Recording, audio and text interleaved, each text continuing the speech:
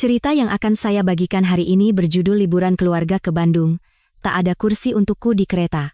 Akibatnya, saya membatalkan semua hotel yang telah saya pesan, dan keluarga suami saya pun telantar di jalanan.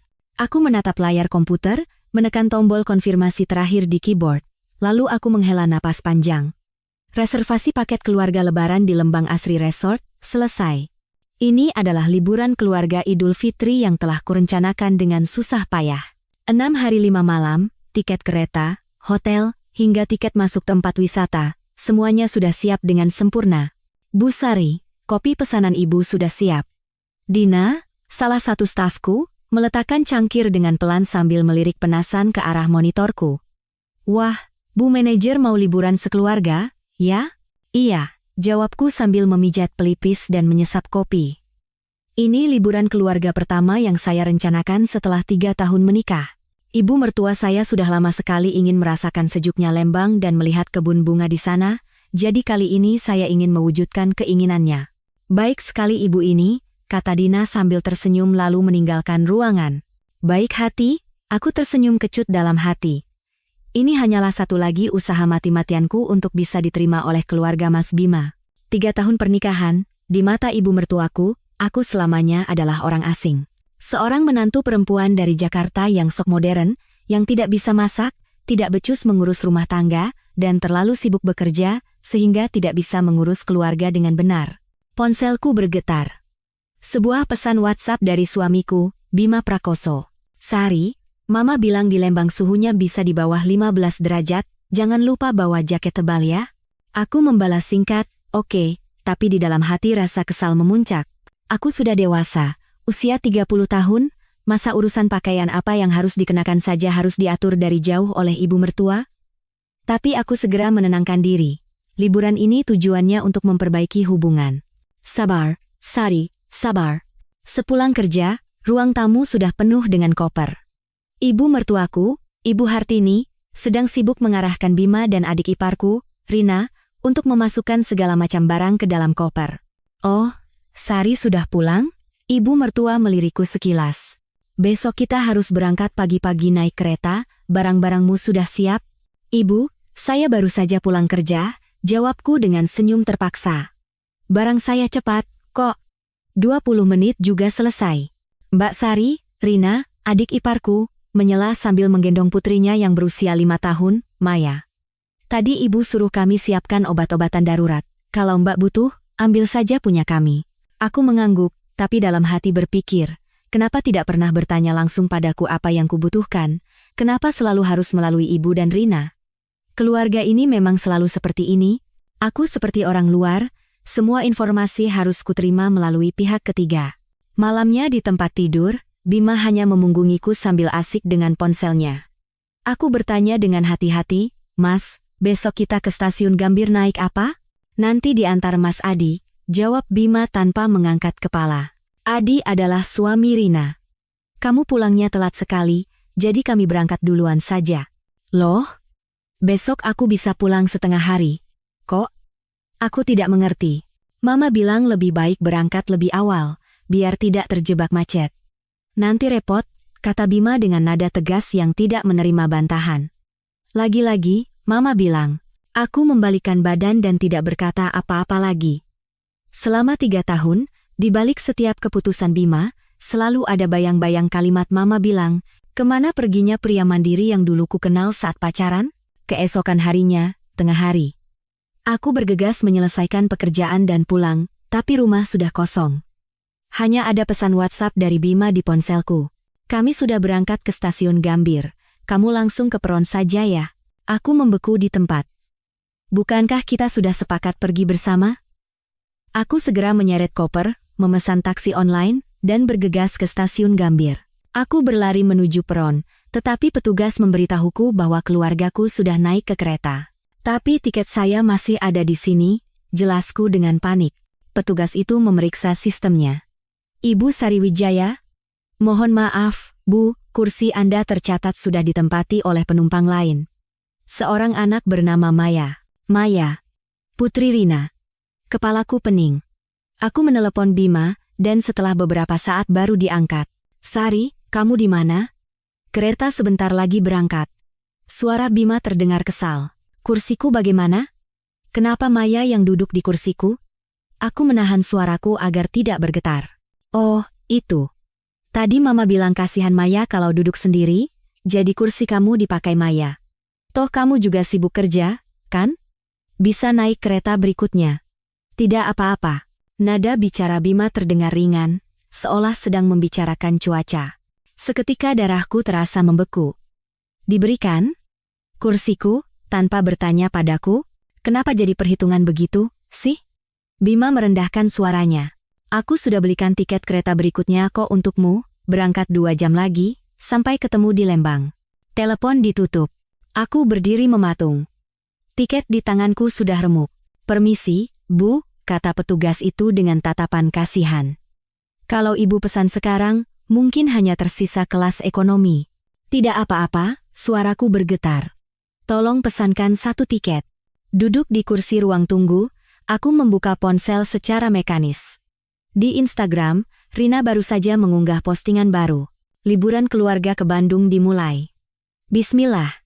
Di dalam foto, Bima, orang tuanya, dan keluarga Rina tersenyum cerah di dalam gerbong kereta, di tempat yang seharusnya menjadi kursiku. Akhirnya, air mataku tumpah. Ini bukan pertama kalinya aku disisihkan oleh keluarga ini, tapi belum pernah sebegini terang-terangan. Mereka bahkan tidak merasa perlu memberitahuku, seolah menyingkirkan barang bawaan yang tidak perlu. Kereta itu berangkat, membawa keluargaku atau lebih tepatnya, Bima dan keluarganya. Aku tiba-tiba sadar, selama 3 tahun menikah, aku tidak pernah sekalipun menjadi bagian dari keluarga ini. Aku hanyalah pelengkap yang bisa dibuang sesuka hati saat tidak dibutuhkan. 2 jam kemudian, aku naik kereta berikutnya. Kursi kelas ekonomi yang sempit membuatku semakin sesak napas. Suara dengkuran Bapak di sebelahku terdengar seperti guntur, tapi aku tidak bisa tidur. Kenangan 3 tahun terakhir berkelebat seperti film. Setiap kali ibu mertua datang ke rumah, beliau akan memeriksa kulkas dan lemari pakaian, lalu mendecakkan lidah sambil berkata aku tidak becus mengurus rumah. Saat acara syukuran promosi Bima, ibu mertua sengaja mendudukkan Rina di sebelahnya, dan aku terdorong ke ujung meja. Setiap kumpul keluarga, mereka akan berbicara menggunakan bahasa Sunda, dan ketika aku bertanya artinya, Rina hanya akan tertawa dan berkata, bukan apa-apa Mbak. Bima tidak pernah sekalipun mencoba menjelaskan kepadaku. Kereta tiba di stasiun Bandung saat hari sudah gelap. Aku menyalakan ponsel. Tidak ada satupun panggilan tak terjawab atau pesan masuk. Mereka bahkan tidak peduli apakah aku sudah sampai dengan selamat. Sambil menyeret koper, angin malam Lembang yang menusuk terasa seperti mengiris wajah. Aku naik taksi dan menyebutkan alamat hotel. Di sudut hatiku, masih ada harapan kecil. Mungkin mereka menungguku di hotel. Mungkin Bima sudah menyadari kesalahannya. Namun, saat aku menyerahkan KTP untuk check-in di front desk hotel bintang 5 yang telah kupesan, staf hotel memasang wajah serba salah. Mohon maaf, Ibu Sari Wijaya. Kamar yang Anda pesan sudah dibatalkan. Apa? Tidak mungkin. Saya sudah memberikan jaminan dengan kartu kredit saya. Staf itu memeriksa sistemnya lagi. Betul, Bu. Tapi tadi siang, seorang pria bernama Bapak Bima Prakoso menelepon dan mengatakan ibu tidak jadi datang, lalu meminta agar kamar standar ibu digabungkan untuk mengupgrade kamar mereka menjadi family suite. Pandanganku menjadi gelap. Membatalkan kamarku tanpa izin, bahkan menggunakan reservasiku untuk mengupgrade kamar mereka? Apa-apaan ini? Apa? Apa ada kamar kosong sekarang? Tanyaku dengan harapan terakhir. Mohon maaf sekali Lipu. Karena sedang musim libur lebaran, semua kamar sudah penuh. Berdiri di lobi hotel yang megah, aku tiba-tiba ingin tertawa. Tawa yang begitu getir hingga rasanya ingin menangis. Di mata Bima, keberadaanku bahkan tidak lebih berharga dari sebuah kamar hotel. Aku membuka galeri ponselku dan menemukan tangkapan layar email konfirmasi pemesanan. Di sana tertulis dengan jelas, pemesan, Sari Wijaya. Jari jemariku berhenti sejenak di atas tombol batalkan reservasi. Lalu, tanpa ragu, aku menekannya dengan tegas. Kalau kalian tidak membutuhkanku, nikmati saja sendiri liburan kalian. Aku berdiri di tengah lobi hotel, jariku bergerak cepat di layar ponsel. Udara dingin Lembang seolah sudah meresap hingga ke tulang. Staf hotel menatapku dengan iba. Mungkin dia belum pernah melihat tamu yang dibuang oleh keluarganya sendiri seperti ini. Ibu tidak apa-apa? Perlu saya panggilkan taksi? Tanya staf itu hati-hati. Aku menarik napas dalam-dalam dan menggeleng. Tidak, terima kasih. Saya tidak apa-apa. Lalu aku melangkah keluar dari hotel. Angin dingin langsung menampar pipiku. Aku mengeratkan jaketku dan berdiri di pinggir jalan sambil menyeret koper. Jam di ponsel menunjukkan pukul 21.20. Jalanan Lembang masih terang benderang dan ramai oleh turis, tapi hanya aku yang berdiri di sana seperti hantu kesepian tanpa tujuan. Aku membuka aplikasi pemesanan lagi. Total ada 5 kamar, 4 malam, semuanya dijamin dengan kartu kreditku. Family suite yang ditempati keluarga Bima, kamar standar untuk keluarga Rina, kamar double bed untuk mertuaku, dan kamar yang seharusnya menjadi milikku. Kalau kalian tidak membutuhkanku. Bisikku dalam hati. Lalu tanpa ragu menekan tombol batalkan seluruh reservasi. Apakah Anda yakin ingin membatalkan seluruh reservasi? Kamar yang sudah ditempati akan dikenakan biaya sesuai pemakaian. Aku tersenyum dingin dan menekan konfirmasi. Seketika, notifikasi pembatalan dari bank masuk. Bagus. Setidaknya kartu kreditku tidak akan terpakai lebih banyak. Selanjutnya, aku membuka aplikasi taksi online dan memasukkan nama hotel bintang 5 lain di dekat situ. Sekalian saja menginap sendiri, lebih baik di tempat yang bagus. Sambil menunggu jemputan, aku mematikan data seluler. Bima dan keluarganya, pasti sebentar lagi mereka akan mulai panik. Di hotel yang baru, staf front desk melihatku check-in sendirian tengah malam dan dengan ramah memberikan upgrade kamar. Saat akan membayar, aku ragu sejenak, lalu mengeluarkan kartu kredit yang jarang kugunakan. Kartu kredit perusahaan yang Bima tidak tahu. Kamar 2808, Bu. Ini kartu kuncinya. Perlu bantuan untuk barang bawaan? Tidak, terima kasih. Saat menerima kartu kunci itu, seluruh tubuhku tiba-tiba terasa ringan. Kapan terakhir kali aku menginap di hotel sendirian? Setelah menikah, perjalanan dinas selalu bersama rekan kerja, dan liburan keluarga selalu harus menyesuaikan dengan keinginan semua orang. Kamar itu luas dan terang, dengan jendela kaca besar yang menampilkan pemandangan malam Lembang yang gemerlap. Aku melempar koper ke sudut ruangan, merebahkan diri di sofa empuk, dan menyalakan ponsel. Sudah ada puluhan panggilan tak terjawab dari Bima. Dari ibu mertua, Rina, bahkan ayah mertua. Begitu data selulerku nyalakan, ponselku berdering tanpa henti. Telepon dari Bima. Halo, sapaku dengan tenang. Sari, kamu sudah gila. Suara Bima seolah merobek gendang telingaku. Kamu batalkan semua hotel, sekarang kami sekeluarga diusir dan telantar di jalanan Lembang yang dinginnya minta ampun. Oh, ya? Aku berjalan ke jendela, menatap jalanan yang ramai di bawah. Sayang sekali, ya. Sikap makam apa itu? Suara Bima penuh dengan keterkejutan yang luar biasa. Cepat pesan lagi hotelnya, ayah sama ibu kedinginan, bisa pingsan mereka. Mas Bima, potongku. Waktu kalian membatalkan tiket keretaku, apa kalian bertanya aku akan kedinginan atau tidak? Waktu kalian membatalkan kamarku, apa kalian memikirkan di mana aku akan tidur? Hening sejenak di seberang telepon. Kamu balas dendam? Hanya karena masalah sepele begitu? Masalah sepele. Jantungku serasa ditusuk jarum. Di matamu. Seorang istri yang dikucilkan oleh seluruh keluarga itu masalah sepele? Perasaanku tidak pernah penting, kan? Sudah cukup. Bima merendahkan suaranya. Terdengar suara keluhan ibu mertua dan tangisan Maya di latar belakang. Cepat pesan lagi hotelnya. Nanti kita bicarakan di rumah. Tidak bisa, kataku tegas. Kalian sendiri yang tidak menginginkan kehadiranku di liburan ini, jadi urus saja sendiri masalah penginapan kalian. Oh, ya, sekarang kan musim libur lebaran, pasti susah cari kamar. Semoga beruntung. Aku menutup telepon dan mematikan ponsel. Berdiri di depan jendela kaca, pantulan diriku terlihat. Mataku memerah, tapi seulas senyum lega tersungging di bibirku. Hari ini, untuk pertama kalinya aku berkata tidak pada Bima, dan rasanya ternyata sangat menyenangkan. Setelah mandi air hangat, aku menyalakan ponsel. Puluhan pesan yang belum terbaca masuk. Sebagian besar dari Bima, nadanya berubah dari marah, memohon, hingga mengancam. Ibu mertua mengirim pesan suara yang menyalahkanku sebagai menantu durhaka dan tidak tahu diri. Rina menyindirku karena mempermasalahkan hal sepele dan merusak keharmonisan keluarga. Yang paling menggelikan adalah pesan dari ayah mertua. Sari, sesama keluarga. Apa sih yang tidak bisa dibicarakan baik-baik? Cepat pesan lagi hotelnya.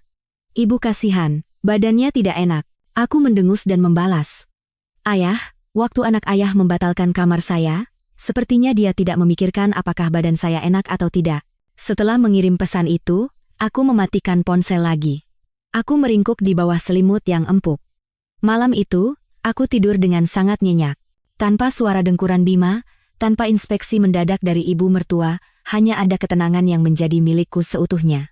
Keesokan paginya, sinar matahari menembus celah gorden. Aku meregangkan tubuh, mandi dan berdandan dengan santai, lalu turun untuk sarapan prasmanan. Sambil menikmati hidangan yang melimpah, aku menyalakan ponsel. Sebuah pesan dari Bima yang dikirim pukul 3 dini hari menarik perhatianku. Kami akhirnya dapat tempat menginap. Sebuah penginapan kumuh. Ayah dan ibu tidur di kasur, aku dan Rina di lantai.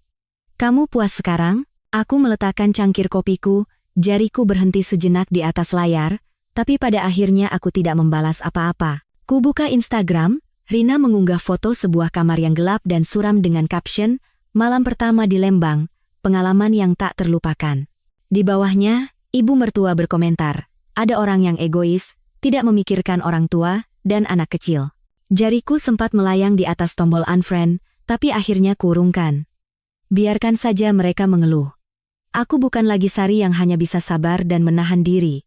Setelah sarapan, aku berpikir untuk pergi ke Jalan Braga di Bandung.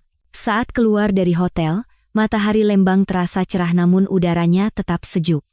Aku membeli segelas latte hangat dan berjalan-jalan di sepanjang jalanan bersejarah itu. Melihat bangunan-bangunan tua yang cantik, hatiku perlahan menjadi ringan. Sekitar tengah hari, ponselku berdering lagi. Nomor tak dikenal. "Halo," jawabku haci-haci. "Mbak Sari, itu suara Adi, suami Rina."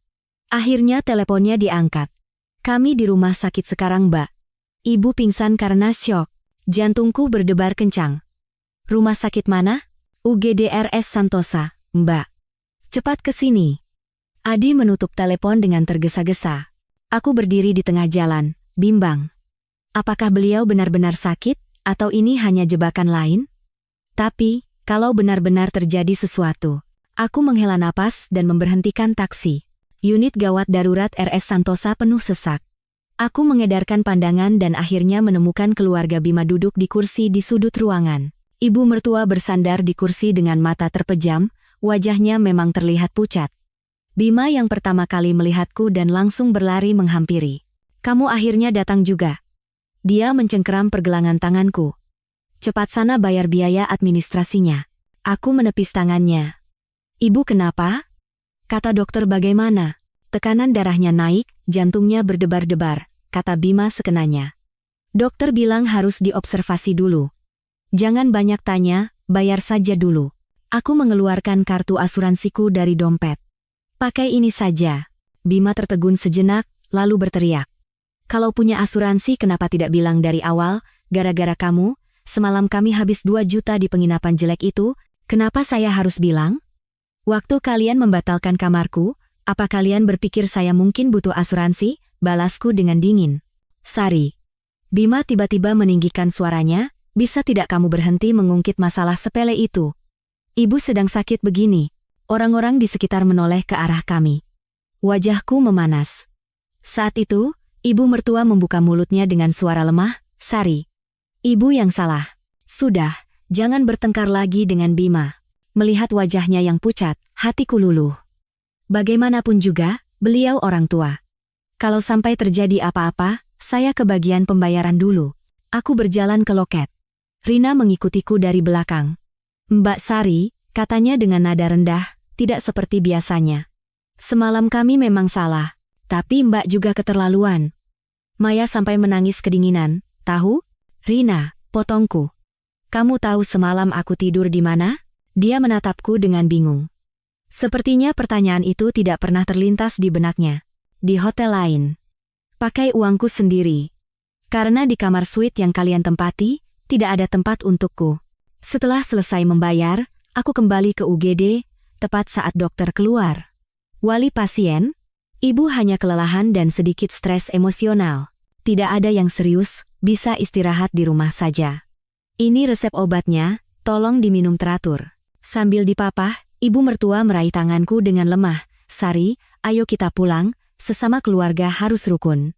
Aku tidak berkata apa-apa. Pulang? Pulang kemana? Ke rumah yang selamanya menganggapku orang asing? Bima melihat kesempatan ini dan merangkul bahuku. Ayo, kita istirahat di hotelmu dulu. Aku menatapnya dengan waspada. Hotelku? Iya, kata Bima seolah itu hal yang wajar. Kan kamu sudah membatalkan reservasi kami, jadi mau tidak mau kita harus ke kamarmu. Ibu sama ayah juga perlu istirahat. Jadi ini tujuannya. Bukan permintaan maaf, bukan penyesalan, hanya akal-akalan untuk mencari tempat istirahat yang nyaman. Aku menatap wajah Bima yang terasa akrab sekaligus asing, dan tiba-tiba sadar. Dia tidak pernah sekalipun menganggapku sebagai pasangan yang setara. Aku hanyalah alat yang praktis. Tidak bisa, aku mundur selangkah. Kamarku hanya untuk satu orang. Kita bisa tidur berdesakan sedikit, kata Bima panik. Aku tidak mau, aku menggeleng tegas. Urus saja sendiri. Biaya rumah sakit sudah kubayar, sisanya bukan urusanku lagi. Ibu mertua tiba-tiba menangis. Ya Tuhan. Nasibku malang sekali punya menantu durhaka seperti ini. Wajah Bima memucat. Sari, kamu mau kita berakhir seperti ini? Yang membuat semuanya seperti ini adalah kalian. Aku mengeluarkan beberapa lembar uang tunai dari tasku dan memberikannya pada Bima. Ini bantuan terakhirku. Kalau kalian tidak berniat meminta maaf dengan tulus, jangan hubungi aku lagi. Setelah berkata begitu, aku berbalik. Di belakangku, terdengar tangisan ibu mertua dan sumpah serapah Bima, tapi kali ini aku tidak menoleh. Saat keluar dari rumah sakit, matahari Lembang masih bersinar terang. Aku menarik napas dalam-dalam dan memberhentikan taksi. Mau kemana, Bu? Tanya sopir. Aku berpikir sejenak, lalu tersenyum tulus. Ke Floating Market Lembang, Pak. Floating Market Lembang ternyata lebih indah dari yang kubayangkan. Perahu-perahu kecil berwarna-warni menjual berbagai macam jajanan, dan udara sejuk pegunungan membuat suasana begitu menyenangkan. Aku membeli segelas bandrek hangat dan berjalan-jalan tanpa tujuan sambil mengambil foto. Ponselku bergetar. Sebuah panggilan video dari Wulan, teman kuliahku. Aku ragu sejenak, lalu mengangkatnya. Sari, kamu beneran di Lembang? Suara Wulan yang keras terdengar dari speaker. Aku lihat foto Instagrammu. Kok sendirian? Bima mana? Aku tersenyum kecut. Ceritanya panjang. Selama 20 menit, aku menceritakan semua kejadian. Hening sejenak di seberang sana, lalu terdengar sorakan heboh. Keren. Akhirnya kamu berani bilang tidak. Aku bangga sama kamu. Pelan-pelan. Semua orang jadi lihat ke sini. Biarin aja, aku sudah gemas sekali sama keluarga si Bima itu. Setiap kali kamu cerita diperlakukan begitu, rasanya aku ingin datang dan membelamu. Ujung hidungku terasa perih. Benar juga. Kenapa orang lain bisa melihat dengan jelas, sementara aku menipu diriku sendiri selama 3 tahun?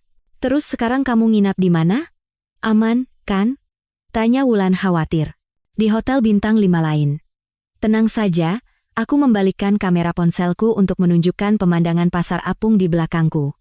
Setidaknya lebih baik daripada tidur di jalanan. Wulan tertawa terbahak-bahak. Rasain. Biar mereka tahu rasanya dibuang itu seperti apa. Oh ya, suaranya tiba-tiba merendah. Selanjutnya kamu mau bagaimana? Aku terdiam. Benar, selanjutnya bagaimana? Insiden ini hanyalah pemicu. Masalah sebenarnya adalah hubungan pernikahan kami yang sudah hancur berkeping-keping. Aku tidak tahu, kataku pelan. Mungkin. Harus cerai. Saat kata cerai keluar dari mulutku, jantungku terasa seperti diremas. 3 tahun pernikahan, begitu banyak waktu yang telah kami habiskan bersama. Apa benar-benar harus berakhir seperti ini? Sari, suara Wulan tiba-tiba menjadi serius. Apapun keputusanmu, aku akan mendukungmu. Tapi ingat satu hal, kumpulkan bukti dan lindungi dirimu sendiri. Bima dan keluarganya tidak akan melepaskanmu dengan mudah. Setelah menutup telepon, aku berdiri termangu di depan sebuah perahu penjual sate. Pernikahan ini seperti perahu kertas. Terlihat indah, tapi sebenarnya sangat rapuh, bisa hancur kapan saja. Saat hari mulai gelap, lampu-lampu di sekitar pasar apung mulai menyala, mengubah tempat itu menjadi seperti negeri dongeng. Aku mengambil foto selfie dan mengunggahnya ke Instagram. Liburan sendiri, keindahan yang tak terduga. Seperti yang kuduga, Beberapa menit kemudian telepon dari Bima masuk. Kamu di floating market? Suaranya menahan amarah. Kami di sini susah payah bolak-balik rumah sakit dan penginapan, kamu malah asyik jalan-jalan sendiri. Iya, sangat menyenangkan, jawabku tenang. Untuk pertama kalinya dalam 3 tahun, aku hidup untuk diriku sendiri. Kamu. Bima kehabisan kata-kata. Sebenarnya maumu apa? Permintaan maaf yang tulus, kataku sambil berjalan di antara kerumunan. Pengakuan bahwa kalian salah, dan janji untuk berubah. Oke. Aku minta maaf. Puas. Kata Bima tidak sabar. Sekarang bisa pesan lagi hotelnya? Penginapan ini benar-benar tidak tahan. Selalu seperti ini. Sikap tidak tulus hanya untuk mencapai tujuannya. Hatiku mendingin. Mas Bima, kamu sama sekali tidak mengerti apa masalahnya. Masalahnya itu kamu yang suka membesar-besarkan hal sepele? Bima tiba-tiba meledak. Hanya karena satu kursi kereta, kamu harus bikin keributan sebesar ini? Apa kata orang nanti? Orang lain. Aku tertawa sinis. Kamu selalu peduli dengan pandangan orang lain, tapi tidak pernah sekalipun peduli dengan perasaanku. Sari, Bima menggeram. Aku tanya sekali lagi, kamu mau pesan hotelnya atau tidak? Tidak, jawabku tegas. Bagus. Bagus sekali, Bima mendesis. Jangan menyesal. Telepon ditutup dengan kasar. Aku berdiri di tengah keramaian, melihat uap hangat dari napasku yang menghilang di udara malam. Sepertinya kali ini aku benar-benar membuatnya marah. Berdasarkan pengalaman, setelah ini akan ada rentetan telepon dari kerabat, tuduhan moral, bahkan ancaman. Benar saja, tidak sampai 10 menit, telepon dari ibu mertua masuk. Sari, suara ibu mertua terdengar lemah dan memelas. Ibu yang salah. Pulanglah, nak. Bima itu memang emosinya suka meledak, kamu maklumi saja ya. Ibu, potongku. Apa ibu benar-benar tahu apa yang salah? Hening sejenak di seberang sana. Sesama keluarga kan tidak baik bermusuhan lama-lama. Lagi-lagi pengalihan isu, aku menarik napas dalam-dalam. Ibu, saya juga butuh waktu untuk berpikir, jaga kesehatan ibu. Aku menutup telepon dan segera mematikannya. Aku tidak akan membiarkan mereka merusak kesenanganku hari ini. Aku memutuskan untuk mencoba wahana perahu. Saat sedang mengantre, sebuah suara yang kukenal terdengar dari belakang. Mbak Sari. Tubuhku menegang, perlahan aku berbalik. Rina dan Adi berdiri di sana dengan wajah kaku. Maya tertidur di gendongan Adi. Kebetulan sekali, iya, kataku dengan senyum terpaksa. Kebetulan? Rina mensibir. Mbak tahu tidak kami sudah mencari Mbak kemana-mana? Ibu di rumah sakit, Mbak malah asyik main di sini. Biaya rumah sakit sudah kubayar, dan aku juga sudah menjenguknya. Kataku tenang, dokter bilang tidak ada masalah serius. Kamu? Wajah Rina memerah karena marah. Mbak tahu tidak semalam kami bagaimana? Penginapan jelek itu pemanasnya tidak berfungsi. Maya demam semalaman. Itu pilihan kalian, kan? Potongku. Kalian bisa memilih untuk menghargaiku, tapi kalian tidak melakukannya. Penumpang berikutnya, silakan naik. Aku segera berjalan ke arah perahu, membiarkan sumpah serapah Rina terdengar di belakangku. Menyusuri danau kecil dengan perahu terasa menenangkan. Angin sepoi-sepoi meniup rambutku, dan semua kekesalan seolah tertinggal di belakang. Ketika perahu kembali ke dermaga, aku turun sambil tersenyum. Rina dan Adi sudah menungguku di pintu keluar. Mbak, Adi menghalangiku. Sudahlah, ayo kita pulang. Sesama keluarga, apa sih yang tidak bisa dibicarakan? Aku muak melihat senyum munafiknya. Pria yang biasanya pendiam ini selalu berpura-pura menjadi penengah setiap kali ada konflik keluarga, padahal dia selalu memihak istrinya. Mas Adi, aku menatap matanya lurus-lurus. Kalau seandainya kursi Rina yang dibatalkan, dan dia ditinggal sendirian di stasiun oleh seluruh keluarga, apa yang akan Mas lakukan? Dia terdiam, tidak bisa menjawab. Sudah, Mas. Ngapain bicara sama orang tidak punya hati nurani seperti dia? Laporkan saja pada ayah. Rina menarik lengan suaminya. Melihat mereka pergi, aku menghela napas panjang. Sepertinya aku tidak bisa berlama-lama di sini. Aku harus pindah tempat. Aku kembali ke hotel dengan taksi. Saat melangkah masuk ke lobi, aku melihat Bima berjalan ke arahku dengan wajah penuh amarah. Sari. Dia langsung mencengkeram pergelangan tanganku. Kamu benar-benar keterlaluan. Lepaskan. Aku mencoba melepaskan diri. tapi cengkeramannya sekuat baja. Staf hotel yang melihat keributan itu segera datang. "Permisi, Bapak, ada masalah? Ini urusan suami istri, jangan ikut campur," teriak Bima. Staf itu menatapku dengan curiga. "Ibu, apakah ibu butuh bantuan?" "Saya tidak kenal orang ini," kataku dengan tenang. "Tolong panggilkan satpam." Mata Bima membelalak tak percaya. "Apa katamu?" Staf itu segera mengangkat walkie-talkie-nya. Melihat situasi yang tidak menguntungkan, Bima terpaksa melepaskan tanganku, tapi matanya berkilat penuh amarah. "Bagus. Bagus sekali. Sari, tunggu saja pembalasanku." Setelah dia pergi dengan marah, staf itu bertanya dengan cemas, "Ibu benar-benar tidak apa-apa? Perlu kami panggilkan polisi?" "Tidak, terima kasih," kataku dengan senyum getir. "Bisa tolong pindahkan kamar saya? Saya takut orang itu datang lagi dan membuat keributan." Kembali di kamar yang baru, aku akhirnya ambruk. Air mata tumpah tak tertahankan.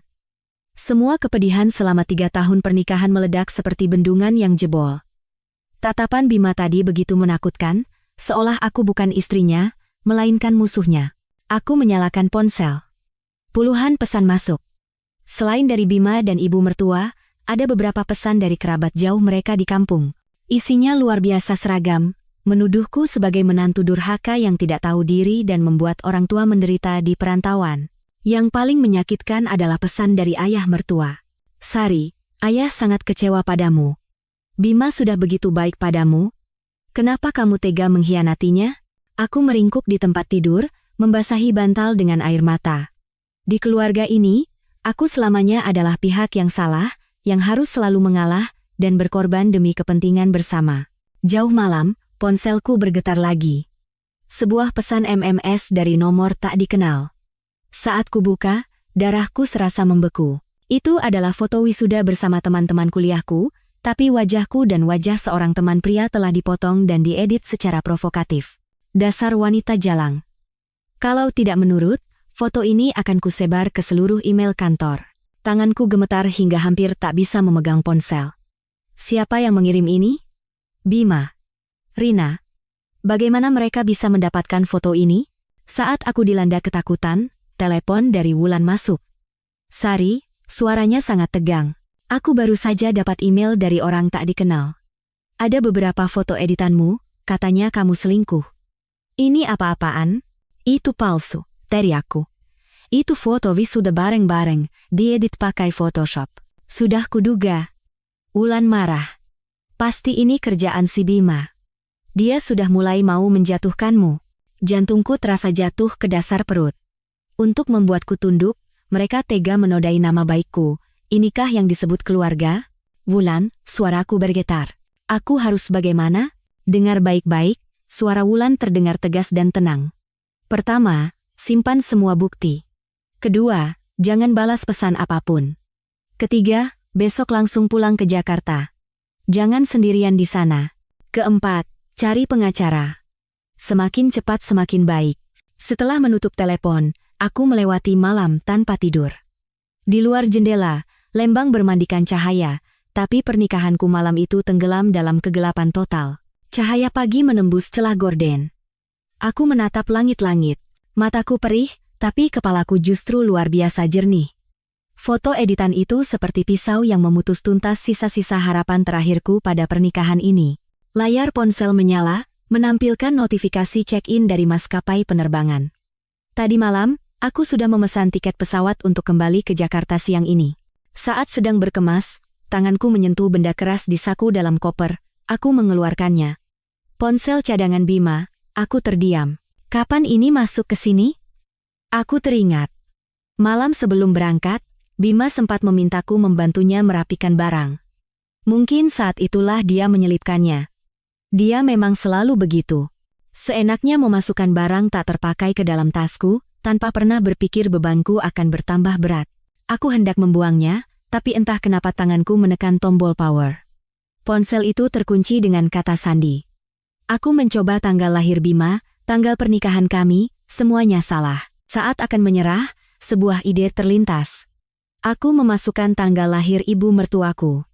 Kunci terbuka. Tentu saja, anak mami. Aku tersenyum dingin dan mulai memeriksa riwayat panggilan dan galeri foto. Tidak ada yang aneh. Saat akan mematikannya, sebuah notifikasi WhatsApp muncul. Mas Bima, Kanga. Kapan pulang? Foto profilnya adalah selfie seorang wanita muda. Namanya, Mila, tim administrasi. Jantungku berdebar kencang.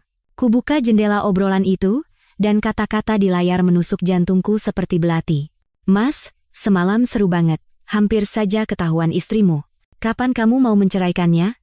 Kan sudah janji mau dikenalkan ke orang tuaku pas lebaran? Istrimu itu menyebalkan, curigaan terus. Aku kan cuma ingin Mas Bima senang. Dengan tangan gemetar, aku terus menggulir layar. Apa ini? Liburan keluarga? Bakti pada orang tua? Semuanya bohong. Bima membawa seluruh keluarganya ke Lembang hanya sebagai kedok untuk menutupi perselingkuhannya dengan rekan kerjanya. Sambil menahan mual, aku mengambil tangkapan layar seluruh percakapan itu, lalu aku terus mencari bukti lain. Di folder cloud, aku menemukan beberapa foto mesra mereka dan bukti pembayaran hotel. Hubungan ini sudah berjalan selama setengah tahun. Yang paling membuatku hancur adalah tanggal salah satu bukti pembayaran itu tepat di hari ulang tahunku. Hari itu, Bima bilang harus lembur dan baru pulang dini hari. Bima Prakoso. Aku menggeramkan namanya. Air mata mengaburkan pandanganku. 3 tahun pernikahan, ternyata dibalas dengan pengkhianatan seperti ini. Setelah menyimpan semua bukti ke email pribadiku, aku berusaha menenangkan diri. Sekarang bukan waktunya untuk hancur. Aku harus melindungi diriku sendiri. Seperti kata Wulan, aku butuh pengacara. Saat akan berangkat, telepon kamar tiba-tiba berdering. Resepsionis memberitahu bahwa seorang pria bernama Bima Prakoso sedang menungguku di lobi dan ada urusan penting. Bima. Bagaimana dia tahu aku di sini? Aku menggenggam ponselku erat-erat dan memutuskan untuk menghadapinya. Di dalam lift, aku memikirkan berbagai skenario. Tapi begitu melihat pemandangan di lobi, aku membeku. Bukan hanya Bima, tapi juga ibu mertua, keluarga Rina, bahkan ayah mertua. Seluruh keluarga duduk berjajar di sofa lobi, menungguku seperti dewan juri. Sari, Bima yang pertama kali melihatku dan berlari menghampiri. Wajahnya dihiasi senyum menjijikkan yang kukenal. Kita perlu bicara. Aku mundur selangkah, menghindari tangannya. Tidak ada yang perlu dibicarakan. Mbak Mila dari tim administrasi sudah menceritakan semuanya. Wajah Bima seketika memucat pasi. Kamu tahu dari mana? Kalau tidak mau ketahuan, seharusnya jangan dilakukan dari awal, kataku dingin. Suaraku tidak keras tapi cukup untuk didengar seluruh keluarga. Perselingkuhan setengah tahun, bukti pembayaran hotel, semuanya sudah kulihat. Lobi menjadi hening seketika. Ibu mertua berdiri dengan kaget. Sari, kamu bicara omong kosong apa? Ibu, sepertinya anak ibu belum cerita, ya? Kataku sambil tersenyum sinis. Dia punya pacar di Jakarta namanya Mila, Bu. Rina terkesiap, dan wajah ayah mertua berubah kelabu. Bima menatap keluarganya dengan panik, lalu berbalik lagi ke arahku. Sari, dengarkan aku dulu. Aku bisa jelaskan. Jelaskan apa? Mau menjelaskan isi pesan WhatsApp ini? Atau menjelaskan kalau di hari ulang tahunku, kamu sebenarnya sedang di hotel dengan wanita itu? Bima tiba-tiba berlutut. Sari, aku salah. Dia yang menggodaku. Aku hanya cinta padamu. Pemandangan ini begitu konyol hingga aku ingin tertawa. Dulu saat menonton adegan seperti ini di sinetron, aku akan bersimpati pada pemeran utama wanitanya. Tapi saat mengalaminya sendiri, yang kurasakan hanyalah mual. Berdiri. Hentikan sandiwaramu, kataku tenang. Kita sudah berakhir. Tidak. Bima tiba-tiba mencengkeram bahuku. Tidak bisa begini. Aku tidak mau cerai. Cengkeramannya begitu kuat hingga aku meringis kesakitan. Satpam lobi segera datang. Permisi, Pak. Tolong lepaskan. Bima terpaksa melepaskanku, tapi matanya berkilat penuh amarah. Sari, jangan macam-macam. Kamu pikir cerai itu gampang? Aku bisa hancurkan reputasimu. Oh, ya? Aku membuka galeri ponselku, menampilkan riwayat obrolan mesum mereka. Kalau ini kukirim ke seluruh email kantormu, kira-kira siapa yang akan hancur? Bima membeku seolah disambar petir. Ibu mertua berlari dan mencoba merebut ponselku. Apa yang kamu lakukan? Mau membuat malu keluarga. Aku menghindar dengan gesit. Malu? Waktu anak ibu selingkuh, ibu tidak takut malu? Aku berbalik menghadap Bima. Semua bukti sudah kusimpan. Surat cerai akan kukirim. Kalau tidak setuju, kita bertemu di pengadilan. Setelah itu, aku berjalan ke lift. Di belakangku terdengar Bima berteriak histeris. Sari, awas kamu. Aku tidak akan tinggal diam. Kembali di kamar, aku langsung menelepon Wulan. Setelah mendengar ceritaku, dia segera mengenalkanku pada temannya yang seorang pengacara spesialis perceraian. Sari, bagus, kata Wulan bersemangat. Bukti-bukti itu sangat kuat. Bima tamat sudah. Setelah menutup telepon, aku menatap langit Lembang dari jendela. Untuk pertama kalinya, aku merasakan kebebasan. Ternyata pernikahan selama 3 tahun ini dibangun di atas kebohongan yang begitu rapuh. Aku mulai berkemas, bersiap untuk pergi ke bandara. Namun, takdir seolah ingin memberiku ujian terakhir. Saat keluar dari lift, aku melihat ibu mertua duduk sendirian di sudut lobi dengan wajah pucat. Instingku menyuruhku untuk terus berjalan, tapi melihatnya yang tampak tak berdaya, aku tidak tega. Ibu, tidak apa-apa? Ibu mertua mengangkat kepala. Matanya berkaca-kaca. Sari, ibu benar-benar tidak tahu. Si Bima anak kurang ajar itu, beliau tiba-tiba meraih tanganku, tapi jangan cerai, ya, nak. Nanti kamu hidup bagaimana setelah cerai? Apa kata orang tentang keluarga kita nanti? Lagi-lagi soal itu. Selalu pandangan orang lain. Perasaanku selalu dikesampingkan. Aku menarik tanganku dengan pelan. Ibu, zaman sudah berubah. Cerai bukan aib. Lalu bagaimana dengan harta? Tatapan ibu mertua tiba-tiba menajam. Rumah itu kan Bima yang bayar uang mukanya. Jadi ini tujuannya. Inilah yang sebenarnya dia khawatirkan. Aku tersenyum dingin. Harta yang didapat setelah menikah adalah harta bersama, Bu, aturannya sudah jelas di hukum. Dan, aku merendahkan suaraku, kalau ibu tidak ingin skandal perselingkuhan anak ibu tersebar luas, lebih baik bekerja sama dengan baik. Wajah ibu mertua berubah beberapa kali, lalu akhirnya dia terduduk lemas di kursi. Kamu sudah berubah. Iya, saya sudah berubah, kataku sambil menyeret koper. Saya memutuskan untuk tidak mau ditindas lagi. Saat keluar dari hotel, sinar matahari Lembang terasa menyilaukan. Aku menghirup udara dingin dalam-dalam. Seluruh tubuhku terasa seperti baru. Di dalam taksi menuju bandara, aku menghapus kontak Bima dan seluruh keluarga mertuaku. Saat pesawat lepas landas, aku menatap siluet kota yang semakin mengecil dari jendela. Tidak ada sedikit pun penyesalan di hatiku. Pernikahan ini seperti pahatan es di Lembang. Terlihat indah, tapi ternyata begitu rapuh, dan akhirnya meleleh di bawah sinar kebenaran. Setibanya di Jakarta, aku langsung menuju kantor hukum yang direkomendasikan Wulan. Pengacaranya, Ibu Ratna Mulyani, adalah seorang wanita paruh baya yang kompeten. Setelah mendengar penjelasanku dan memeriksa bukti-bukti, beliau berkata dengan penuh percaya diri, Ibu Sari, kasus ini sudah pasti kita menangkan. Saat menandatangani surat kuasa, tanganku sedikit gemetar, tapi hatiku jauh lebih kuat dari sebelumnya. Pernikahan 3 tahun ini akan segera berakhir, dan hidup baruku baru saja akan dimulai. Kantor Ibu Ratna luas dan terang. Di luar jendela, pemandangan gemerlap kawasan bisnis Jakarta terhampar. Aku duduk di sofa sementara beliau menganalisis satu persatu masalah yang mungkin akan kuhadapi dalam proses perceraian. Melihat situasi yang ibu ceritakan, pihak suami memiliki kesalahan yang jelas. Kita bisa menuntut pembagian harta yang lebih besar, kata Ibu Ratna sambil membetulkan letak kacamatanya. Apartemen atas nama berdua itu dibeli setelah menikah, kan? Betul, Bu.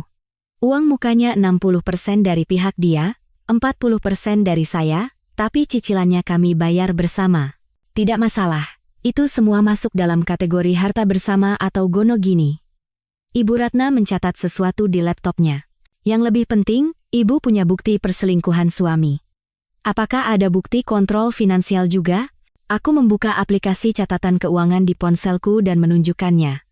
Selama 3 tahun, semua pengeluaran rumah tangga aku yang tanggung.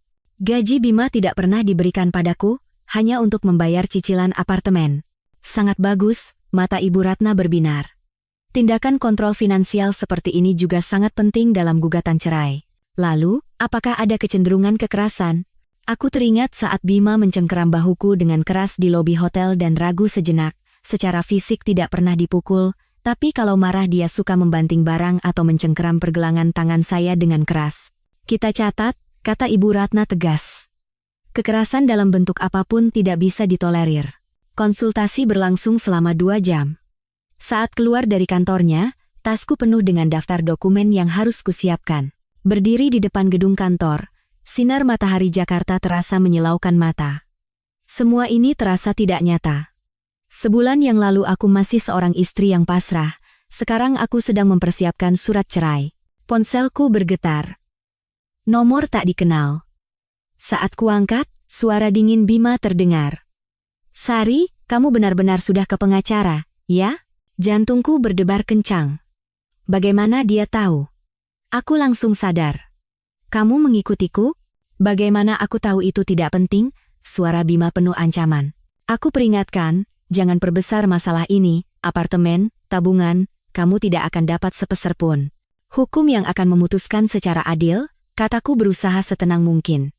Dan jangan coba-coba mengikutiku lagi, atau aku akan mengajukan permohonan perlindungan. Hah, Bima tertawa sinis. Kamu pikir cuma kamu yang punya pengacara? Ibuku sudah mencarikan pengacara perceraian terbaik. Akal-akalanmu itu tidak akan berhasil. Setelah telepon ditutup, tanganku gemetar. Gerakan keluarga Bima lebih cepat dari dugaanku. Perang perceraian ini tidak akan mudah. Aku kembali ke tempat tinggal sementara yang kusewa dengan tergesa-gesa minggu lalu. Sebuah kamar kos eksklusif. Kecil tapi setidaknya tempat yang aman. Baru saja akan beristirahat, ponselku berdering lagi. Kali ini nomor ibu mertua. Aku ragu sejenak, lalu mengangkatnya. Sari. Suara ibu mertua terdengar manis, tidak seperti biasanya. Ibu mau bicara baik-baik sama kamu. Soal Bima, dia memang salah. Ibu sudah marahi dia habis-habisan. Aku diam, waspada. Tapi tidak perlu sampai cerai, kan? Bujuknya. Bima juga sudah mengaku salah, dan janji akan memutuskan hubungan dengan perempuan itu. Kalian sudah 3 tahun menikah, masa mau pisah begitu saja? Ibu, potongku. Apa ibu benar-benar berpikir ini hanya masalah perselingkuhan? Selama 3 tahun, apa pernah sekalipun saya diperlakukan sebagai keluarga oleh ibu? Hening sejenak di seberang sana. Kita kan satu keluarga, masa ada perasaan begitu? Setiap kumpul keluarga, ibu dan yang lain bicara bahasa Sunda, membuat saya seperti orang asing. Setiap saya mau memutuskan sesuatu, Bima selalu bertanya pendapat ibu dulu. Bahkan lemari pakaian dan kulkas saya pun ibu ikut campur. Kepedihan selama 3 tahun meledak seperti banjir. Ibu, ini bukan pernikahan. Ini penjara. Suara ibu mertua tiba-tiba mendingin. Jadi kamu tetap mau cerai? Iya. Bagus. Bagus sekali. Nada bicaranya berubah tajam. Kalau begitu kami juga tidak akan tinggal diam. Uang muka apartemen itu dari keluarga kami. Jangan harap kamu dapat sepeser pun. Telepon ditutup dengan kasar. Aku tersenyum kecut dan menggelengkan kepala. Begitu cara halus tidak berhasil, langsung keluar ancamannya. Aku mematikan ponsel dan hendak beristirahat ketika notifikasi permintaan pertemanan di media sosial muncul. Nama saya Dimas. Dengar-dengar kamu di Jakarta. Dimas, teman sekelasku di universitas. Setelah lulus kami hampir tidak pernah berkomunikasi. Kenapa tiba-tiba? Karena penasaran, aku menerima permintaan pertemanannya. Sari. Benar kamu. Pesan dari Dimas langsung masuk. Aku baru pulang dari luar negeri, dengar dari Wulan katanya kamu di Jakarta. Kapan-kapan kita makan bareng, ya? Aku ragu sejenak. Di saat-saat sensitif seperti ini, apakah tidak apa-apa bertemu teman lama? Tapi kemudian aku berubah pikiran. Kenapa tidak?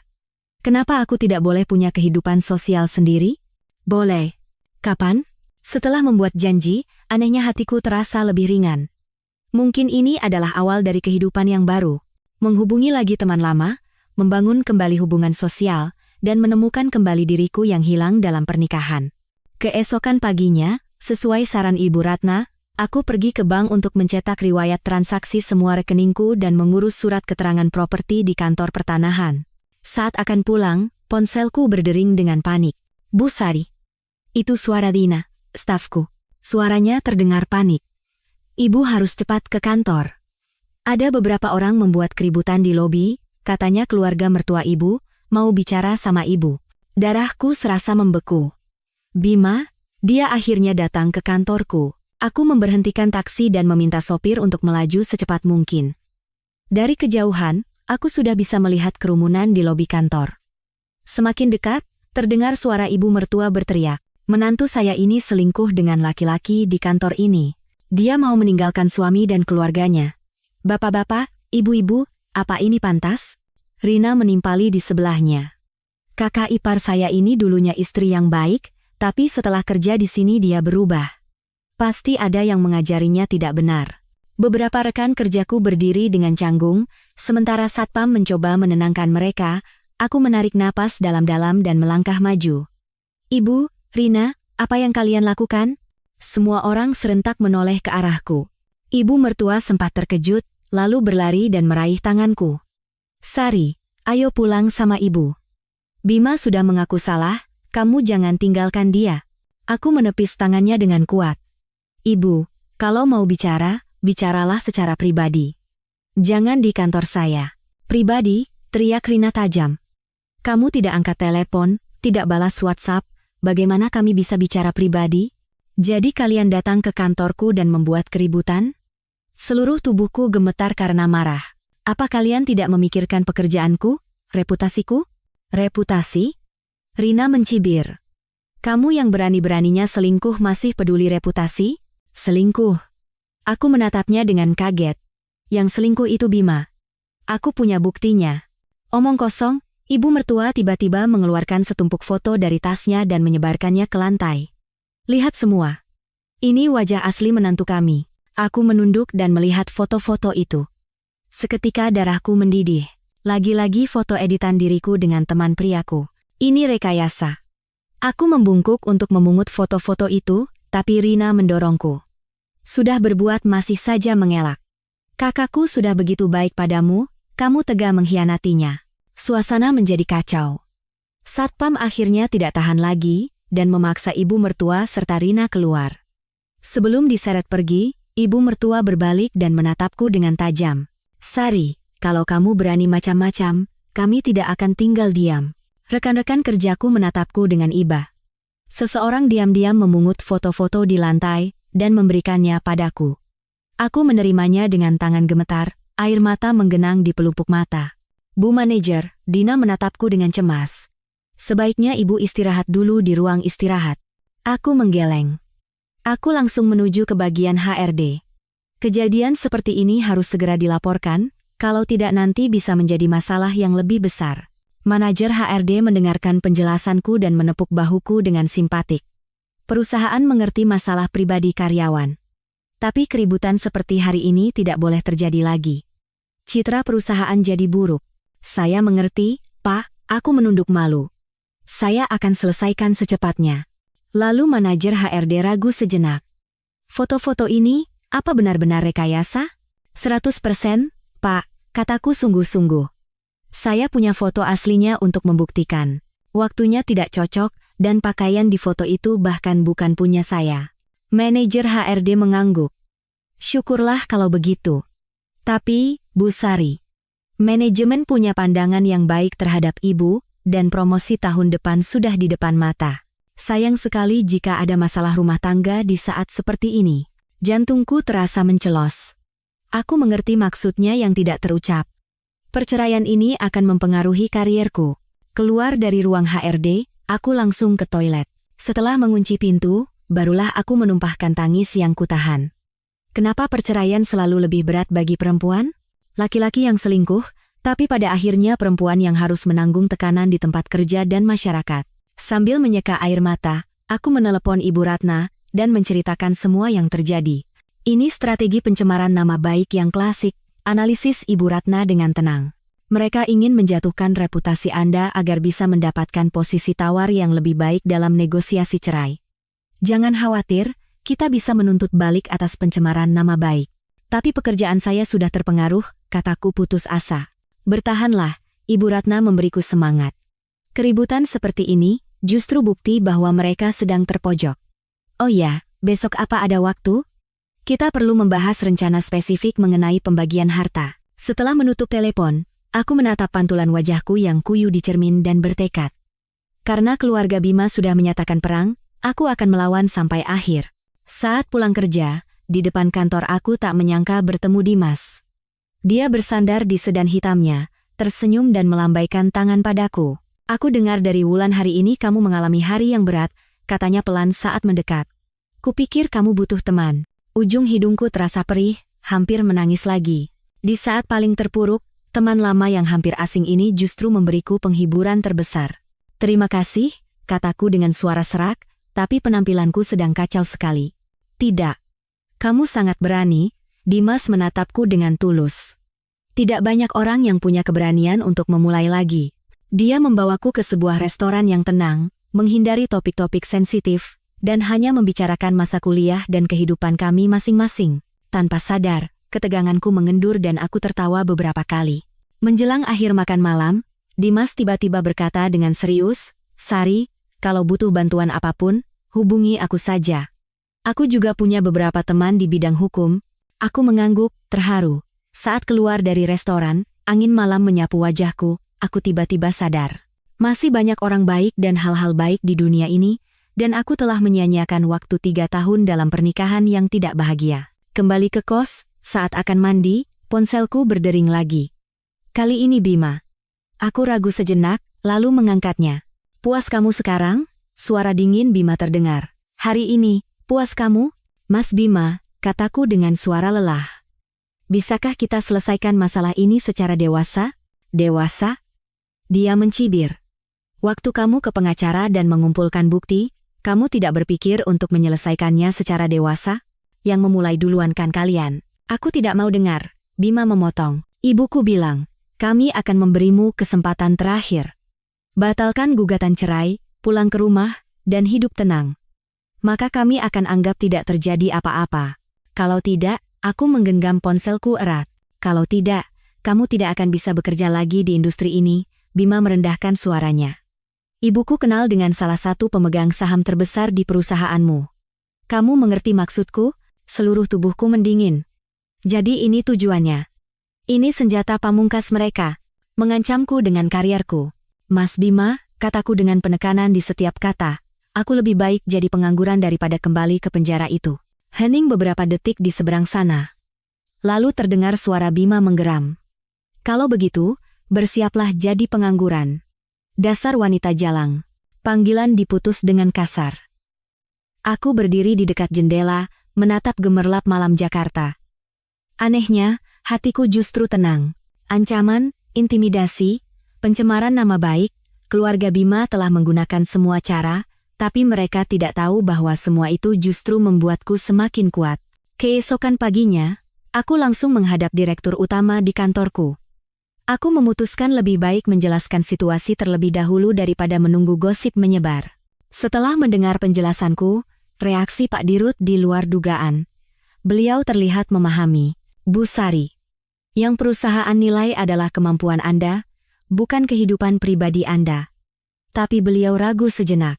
"Namun, memang benar keluarga Bima punya beberapa koneksi di sini, jadi masalah ini bisa jadi sedikit rumit." Jantungku mencelos.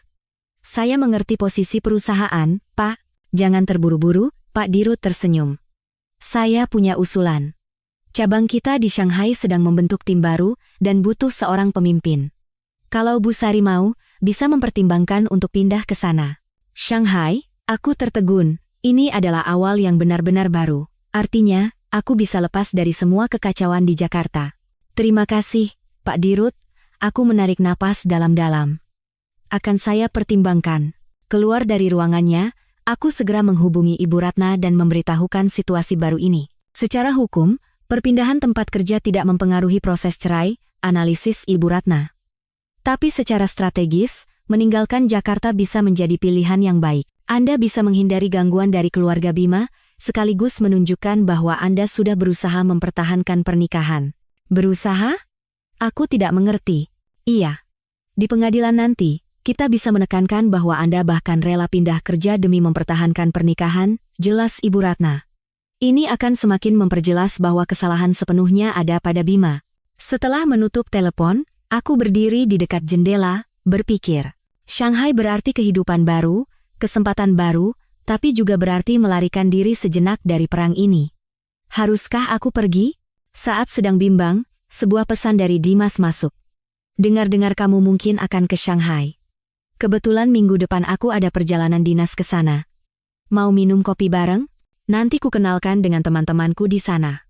Aku tersenyum dan membalas. Boleh. Mungkin ini adalah sinyal dari takdir.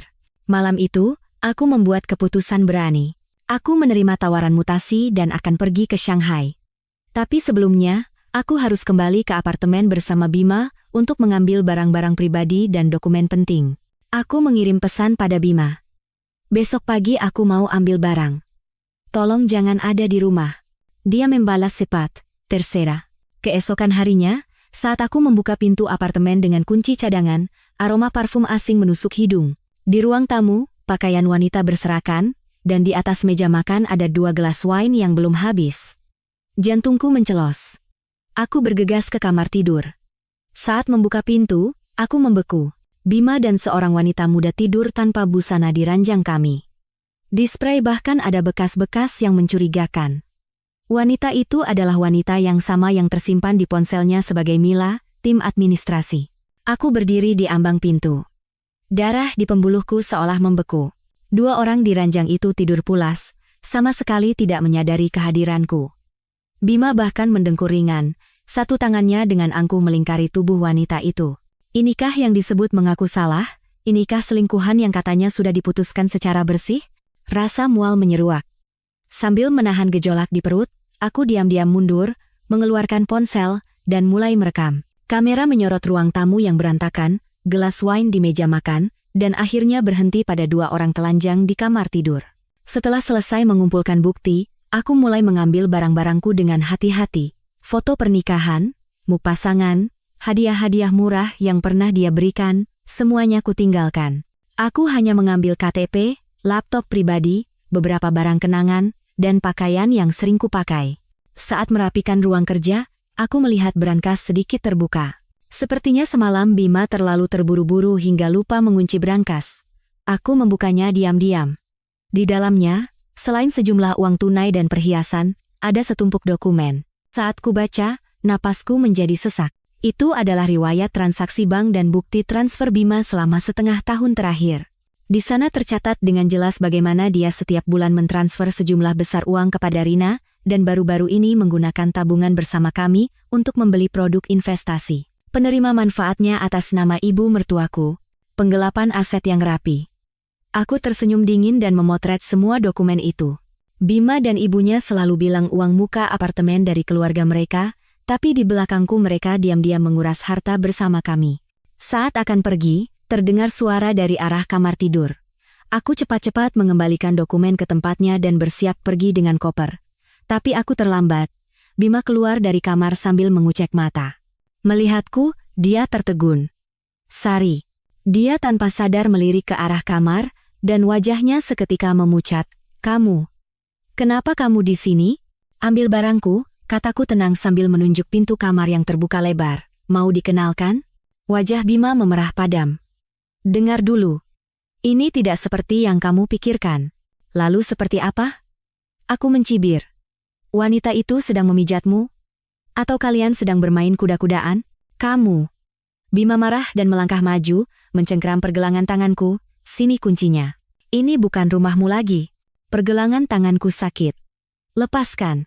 Ponselmu juga sini. Bima tiba-tiba sadar dan menatapku dengan garang.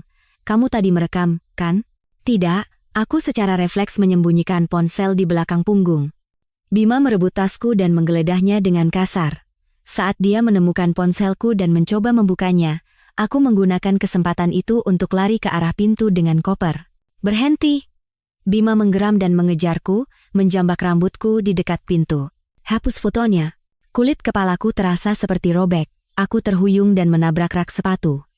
Bima menggunakan kesempatan itu untuk merebut ponselku, tapi karena aku menggunakan kunci sidik jari, dia tidak bisa membukanya. Buka kuncinya.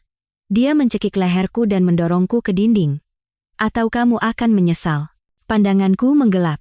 Aku mati-matian menendang dan melawan. Akhirnya, satu tendanganku mengenai bagian vitalnya. Bima berteriak dan melepaskan cengkeramannya. Aku menggunakan kesempatan itu untuk mengambil vas bunga di dekat pintu dan melemparkannya. Prang! Vas itu pecah berkeping-keping di bahu Bima. Dia marah besar dan menerjangku. Kami bergulat. Dalam kekacauan itu, aku terdorong dan pinggangku menghantam sudut meja dengan keras. Rasa sakit yang luar biasa membuat pandanganku gelap, aku hampir pingsan. Bima sepertinya juga kaget melihat kondisiku dan mundur beberapa langkah. Kamu, jangan pura-pura. Aku meringkuk di lantai, terlalu sakit untuk bicara. Saat itu, wanita di kamar mendengar keributan dan berlari keluar. Melihat pemandangan itu, dia menjerit, "Tolong!" Bima panik dan membekap mulutnya. Diam. Aku menggunakan kesempatan itu untuk meraba-raba mencari ponselku dan dengan sisa tenaga menekan tombol panggilan darurat. "Aku sudah lapor polisi," kataku dengan susah payah. "Sebaiknya kalian tidak pergi." Wajah Bima memucat pasi. "Sari, kita bicara baik-baik. Tadi aku salah." Suara sirene polisi terdengar mendekat dari kejauhan. 20 menit kemudian, 2 orang polisi mengetuk pintu. Melihatku tergeletak di lantai, Bima yang berantakan, dan wanita itu, polisi langsung mengerti situasinya. "Siapa yang melakukan kekerasan?" tanya polisi yang lebih tua dengan tegas. "Dia," kataku dengan susah payah sambil menunjuk Bima. Dia mencekik saya dan mendorong saya sampai menabrak meja. "Tidak mungkin." Bima membantah keras. "Dia yang mulai duluan. Dia melempar saya dengan vas bunga." Polisi yang lebih muda memeriksa lukaku dan mengerutkan kening. "Perlu panggil ambulans?" Aku mengangguk. Rasa sakit di pinggangku semakin parah. Sambil menunggu ambulans, polisi memeriksa kami secara terpisah. Bima bersikeras bahwa aku masuk tanpa izin dan menyerangnya lebih dulu. Aku hanya diam dan meminta polisi memeriksa galeri ponselku. "Apa kata sandinya?" Aku memberitahukan kata sandinya. Polisi melihat foto dan video terbaru, dan wajahnya semakin mengeras. "Bapak Bima Prakoso." Polisi yang lebih tua berbalik ke arah Bima. "Berdasarkan video yang direkam oleh istri Bapak, Anda jelas-jelas bisa dikenai pasal kekerasan dalam rumah tangga." Lalu dia melirik ke arah kamar dengan penuh arti. "Sepertinya juga ada hubungan terlarang di sini." Bima mencoba membela diri, tapi buktinya sudah jelas. Setelah ambulans datang, aku dibawa ke rumah sakit, dan Bima dibawa ke kantor polisi. Hasil pemeriksaan rumah sakit menunjukkan ada memar parah di pinggangku, bekas cekikan yang jelas di leher, dan luka robek kecil di kulit kepala. Dokter membuat laporan visum sesuai prosedur. Seorang poluan datang untuk mengambil keteranganku. "Ibu Sari, apakah akan membuat laporan resmi?" tanya poluan itu. "Dengan bukti yang ada sekarang, Bapak Bima bisa langsung ditahan." Aku berpikir sejenak, lalu menggeleng. "Jangan ditahan dulu. Tapi saya butuh surat keterangan visum dan bukti laporan kejadian." Poluan itu mengangguk mengerti. "Untuk persiapan cerai, ya, Bu?" "Iya," aku tersenyum kecut. "Ibu sepertinya sudah sering lihat kasus begini." "Terlalu sering, Bu." Poluan itu menghela napas. "KDRT itu antara tidak pernah sama sekali atau akan terjadi selamanya. Tindakan Ibu sudah tepat. Segera melapor dan menyimpan bukti." Saat keluar dari rumah sakit, hari sudah gelap. Wulan yang mendengar kabar itu langsung datang dan hampir menangis melihat kondisiku. "Bajingan itu, tidak akan kubiarkan. Aku tidak apa-apa, aku menenangkannya. Setidaknya sekarang buktinya sudah sangat kuat, perceraian ini akan lancar." Kembali ke kos, aku segera menghubungi Ibu Ratna. Semua foto, video, dan surat visum hari ini kukirim padanya. "Sempurna," seru Ibu Ratna dari seberang telepon. "Kekerasan dalam rumah tangga, perselingkuhan, penggelapan aset. Bapak Bima sudah menginjak semua ranjau dalam gugatan cerai. Pengadilan pasti akan memihak Anda." Setelah menutup telepon, aku merebahkan tubuhku yang lelah di tempat tidur. Rasa sakit di hati jauh lebih parah daripada rasa sakit di tubuh. Pernikahan 3 tahun ini ternyata dibangun di atas kebohongan dan kekerasan. Keesokan paginya, telepon dari Bima masuk. Aku ragu sejenak, lalu mengangkatnya.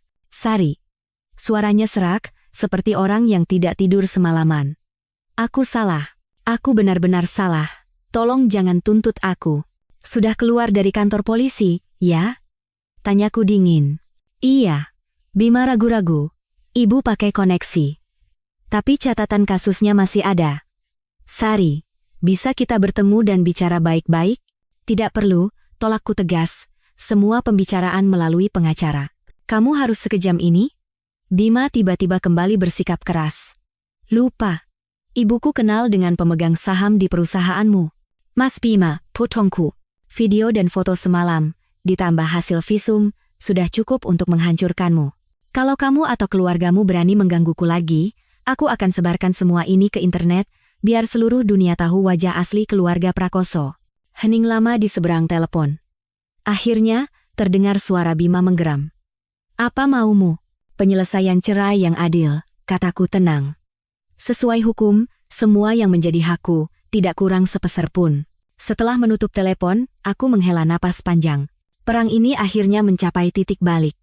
Bima dan ibunya akhirnya sadar bahwa aku bukan lagi menantu penurut yang bisa mereka atur sesuka hati. 3 hari kemudian, aku secara resmi mengajukan gugatan cerai ke pengadilan dan mengajukan permohonan sita aset agar Bima tidak bisa menggelapkan harta lebih jauh. Bersamaan dengan itu, aku menerima tawaran mutasi dari perusahaan dan bersiap untuk berangkat ke Shanghai seminggu lagi. Saat sedang berkemas, Wulan datang membantu. Melihat kamar kos yang kosong, dia tiba-tiba bertanya, menyesal? Aku menggeleng.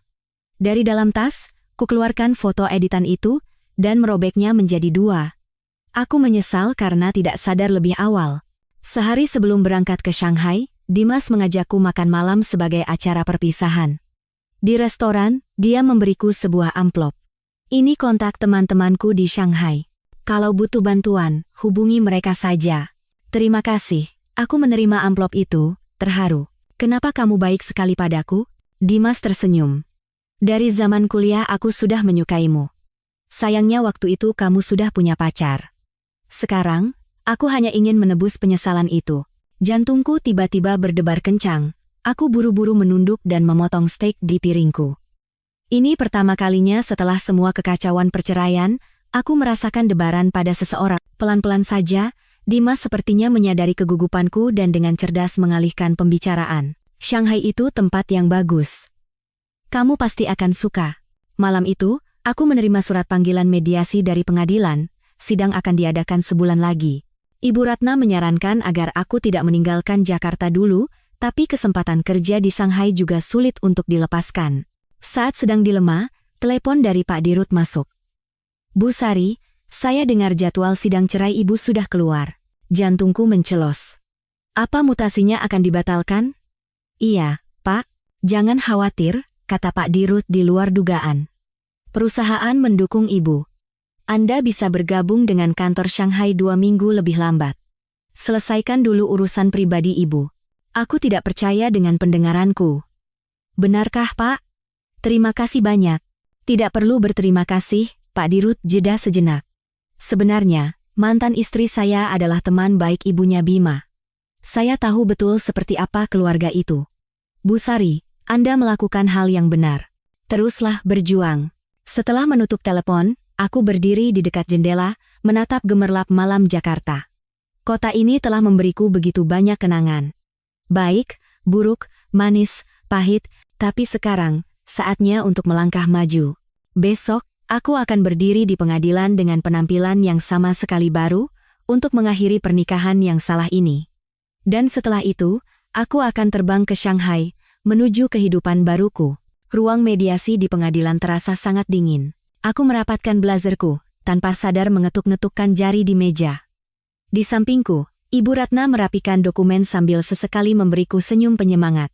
Gugup? Tanyanya pelan. Aku mengangguk. Tenggorokanku kering, sulit untuk bicara. Dari balik kaca ruang mediasi, terlihat Bima dan pengacaranya sudah datang dan sedang berbicara di ruang lain. Ibu mertua dan Rina juga ada di sana, sesekali melirik ke arahku dengan tatapan penuh kebencian. Ingat, Ibu Ratna menepuk tanganku pelan. Posisi kita sangat kuat. Satu-satunya kartu mereka adalah mengulur waktu untuk membuat Anda lelah. Mediatornya adalah seorang wanita paruh baya berkacamata bingkai emas, terlihat kompeten dan tegas. Beliau berbicara dengan pihak Bima terlebih dahulu, lalu datang ke tempat kami. Ibu Sari, kata mediator sambil membolak-balik dokumen. Pihak Bapak Bima setuju untuk bercerai secara baik-baik, tapi ada keberatan mengenai pembagian harta. Keberatan apa? Aku mengerutkan kening. Mediator itu membetulkan letak kacamatanya. Beliau mengklaim bahwa uang muka apartemen sepenuhnya berasal dari orang tuanya, sehingga itu termasuk hibah pribadi dan bukan harta bersama. Aku tertawa sinis dan mengeluarkan bukti transaksi bank dari tasku. Ini adalah bukti transfer saat pembelian rumah. Jelas tercatat bahwa saya membayar 40% dari uang muka. Dan cicilan selama 3 tahun kami bayar bersama. Mediator itu memeriksa dokumen dengan teliti dan mengangguk. Bukti yang jelas. Ada masalah lain? Ada, Ibu Ratna menyambung. Tergugat telah melakukan penggelapan aset bersama. Beliau menunjukkan bukti transfer yang kufoto di brankas. Selama setengah tahun terakhir, Bapak Bima telah mentransfer total 280 juta rupiah kepada adiknya, Rina Prakoso, dan menggunakan tabungan bersama untuk membeli produk investasi senilai 500 juta rupiah dengan penerima manfaat atas nama ibunya, Hartini. Mediator itu mengerutkan kening dan mencatatnya. Apa tuntutan dari pihak penggugat? Sesuai dengan hukum yang berlaku, kata Ibu Ratna dengan lancar mengutip pasal. Karena perceraian ini disebabkan oleh perselingkuhan dan KDRT dari pihak tergugat, penggugat berhak menuntut ganti rugi. Kami menuntut pembagian harta bersama dengan rasio 65/35 dan uang ganti rugi sebesar 1 miliar rupiah. Mediator itu terlihat sedikit terkejut. Rasio itu, kami punya bukti yang cukup untuk membuktikan kesalahan tergugat, kata Ibu Ratna percaya diri sambil menyerahkan sebuah flash disk. Foto perselingkuhan, video KDRT, hasil visum, dan bukti penggelapan aset, semuanya ada di sini. Mediator itu mencolokkan flash disk ke komputernya dan melihat isinya sekilas. Wajahnya semakin mengeras. Hah! Beliau melepas kacamatanya dan memijat pangkal hidungnya. Saya akan sampaikan tuntutan Anda pada pihak tergugat. Setelah beliau pergi, aku menghela napas panjang. Apa mereka akan terima? Tidak, Ibu Ratna menggeleng. Orang seperti ibunya Bima lebih baik membakar uang daripada memberikannya dengan mudah. Tapi jangan khawatir. Bukti-bukti ini akan lebih kuat lagi di persidangan. Benar saja, 30 menit kemudian mediator kembali dan memberitahu bahwa pihak Bima menolak usulan kami, bersikeras pada pembagian 50-50, dan menyangkal semua tuduhan kesalahan. Kalau begitu, sampai bertemu di pengadilan, kata Ibu Ratna tenang. Saat keluar dari gedung pengadilan, keluarga Bima sudah menunggu di depan pintu. Ibu mertua, Hartini, melihatku dan langsung hendak menerjang, tapi ditahan oleh petugas keamanan. Meski begitu, beliau tetap berteriak. Dasar tidak tahu diri. Salah apa keluarga kami padamu, sampai kamu tega mempermalukan kami di pengadilan? Rina menimpali, iya. Kakakku sudah begitu baik padamu, kenapa kamu tega mengkhianatinya? Aku berhenti dan berbalik menghadap mereka. Baik? Selingkuh. Melakukan kekerasan, dan menggelapkan harta itu namanya baik? Aku meninggikan suaraku agar semua orang di sekitar bisa mendengar. Perlu saya tunjukkan foto dan videonya pada semua yang ada di sini? Orang-orang yang menonton mulai berbisik. Wajah ibu mertua memucat. Bima menarik ibu dan adiknya sambil membisikkan sesuatu, lalu menatapku dengan tajam. Sari, awas kamu. Saya akan menunggu keputusan adil dari pengadilan, balasku tenang, lalu berbalik pergi. Kembali ke kos, aku ambruk di sofa karena lelah. Perang ini ternyata jauh lebih menguras tenaga daripada yang kubayangkan. Tapi aku tahu aku harus bertahan sampai akhir. Ponselku berdering. Pesan dari Dimas. Bagaimana mediasinya hari ini? Aku menceritakan situasinya secara singkat. Dia langsung membalas. Perlu aku pulang ke Jakarta untuk menemanimu? Urusanku di Shanghai sudah hampir selesai. Hati terasa hangat, tapi aku menolaknya dengan halus. Terima kasih. Tapi aku ingin menghadapi ini sendirian.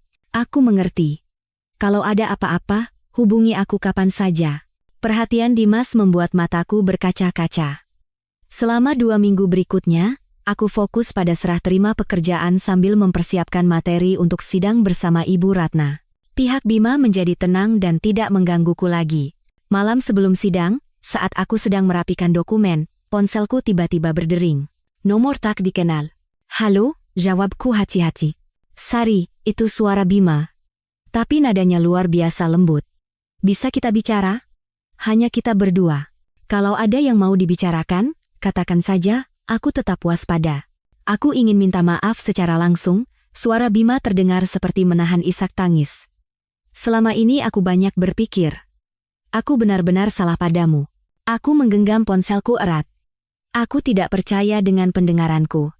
Apa ini Bima yang arogan itu? Sari, aku salah, lanjutnya. Selingkuh, memukulmu. Besok kita sidang. Aku tidak mau berakhir seperti ini. Bisakah kita selesaikan secara damai? Bagaimana caranya? Tanyaku tenang. Aku akan terima semua syaratmu, kata Bima cepat.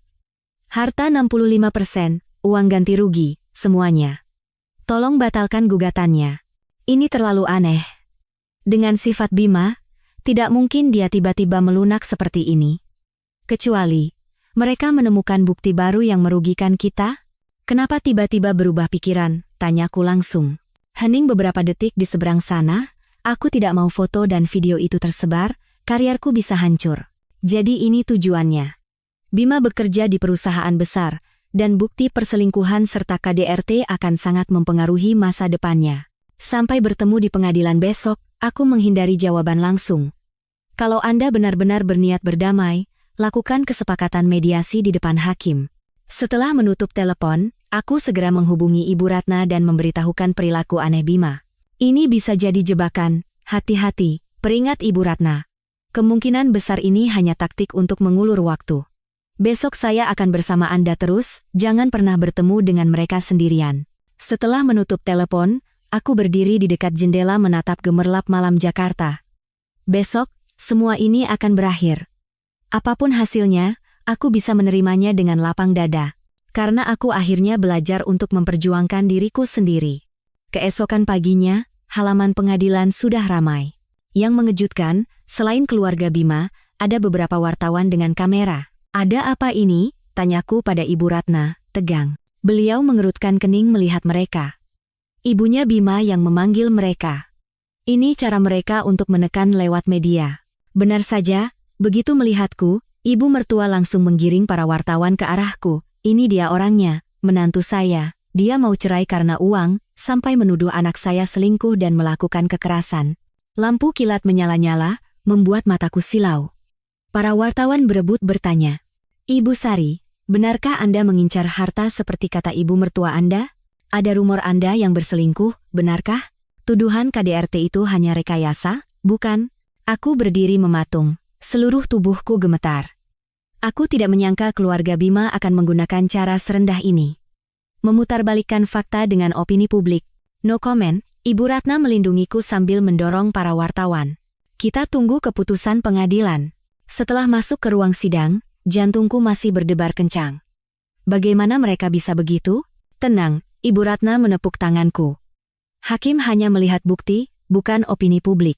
Sidang dimulai. Seperti yang diduga, pengacara Bima menggunakan strategi playing victim. Dia mengklaim bahwa keretakan rumah tangga kami disebabkan olehku yang terlalu fokus bekerja dan menelantarkan keluarga, serta menyangkal semua tuduhan perselingkuhan dan KDRT. Bahkan dia mencoba membalikkan keadaan dengan menuduhku sebagai pihak yang bersalah. Saat giliran kami mengajukan bukti, Ibu Ratna dengan tenang memaparkan semuanya. Foto mesra Bima dengan selingkuhannya, video saat kejadian KDRT, hasil visum, bukti transfer penggelapan aset. Semuanya didukung dengan bukti yang tak terbantahkan. Yang paling telak, Ibu Ratna bahkan berhasil mendapatkan catatan check-in Hotel Bima dan Mila sebagai barang bukti.